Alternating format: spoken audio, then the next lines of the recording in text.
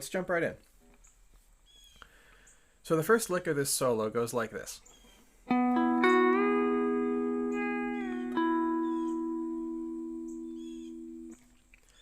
So what's happening here? Basically, we're bending into an E triad up here, which is the same as your garden variety E chord, slid up an octave. And the way we're going to do this is we're going to put our ring finger on the 14th fret of the A string. This is a B note. We're going to put our pinky on the 14th fret of the D string. That's an E note.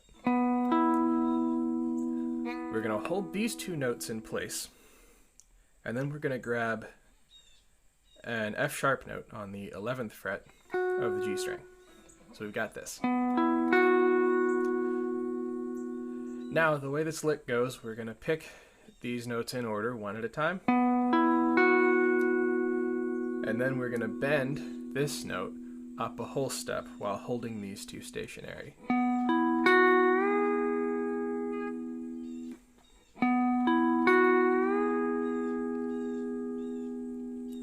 So this is a tricky maneuver, so practice it until you're comfortable with it. It's important to keep your hand, or keep these two notes stationary while this one moves. It's very easy to move one of these two while bending up here. And you can check yourself on this bend by playing the bend and then playing the triad and seeing how close you got.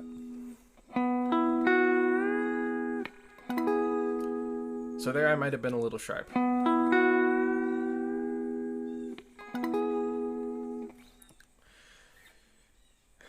There I was a little flat, and then I bent it in.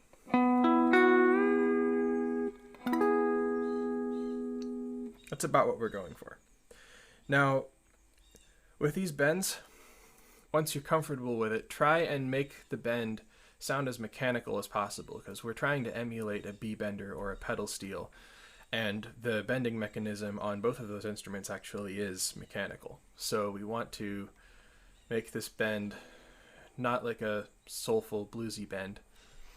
We want it to sound like it was done by a machine. So we want to make it accurate, and we want to make it relatively quick.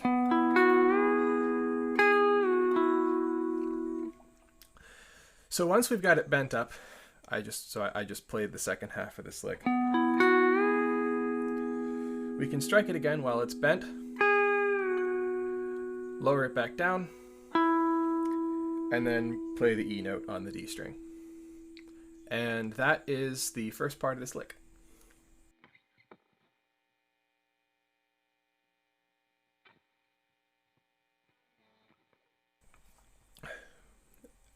After this, there's a break as the band goes to G sharp and then to A.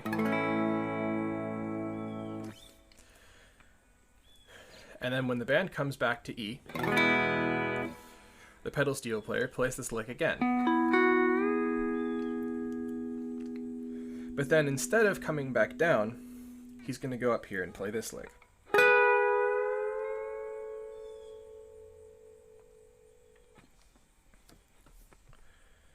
What's going on here?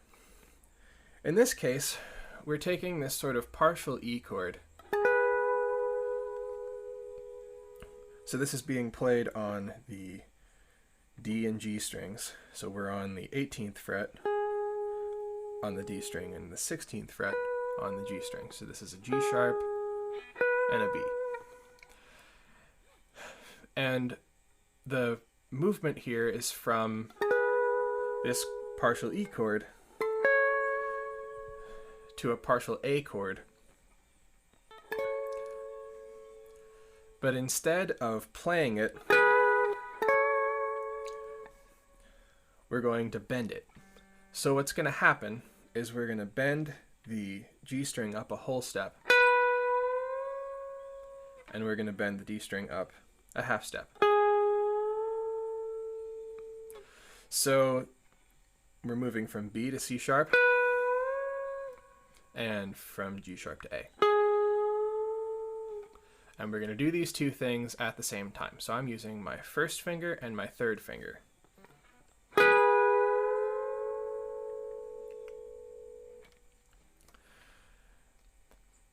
And you're going to pull both of them down and just try and pull your index finger down a little bit more than your ring finger.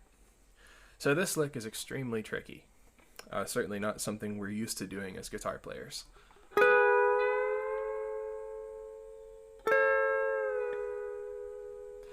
But once you get this under your fingers, there are a couple of places in common chord progressions that you can use this. So in this case, we're using it as we're going from the 1 chord to the 4 chord. So we're implying a movement from 1 to 4, from E to A.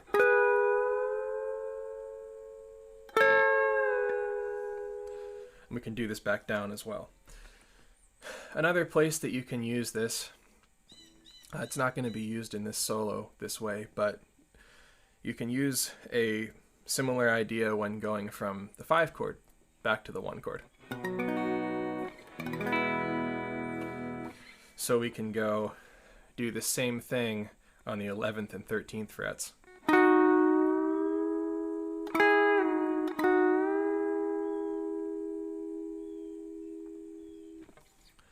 And you can use this other places as well.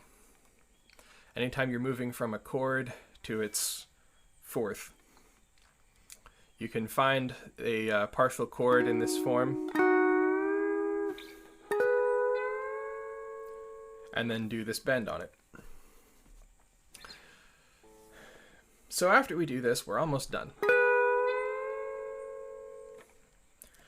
And then the last lick is this one.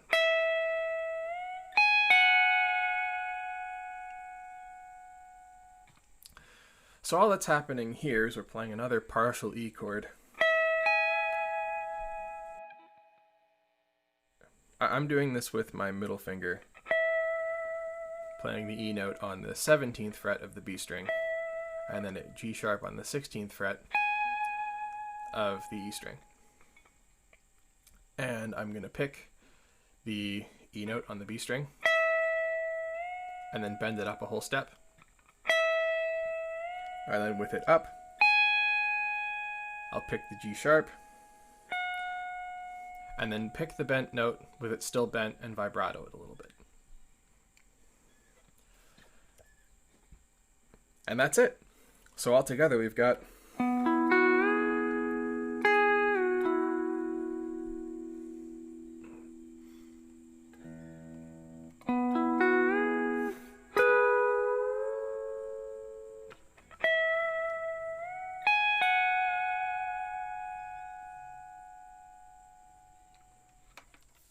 all right.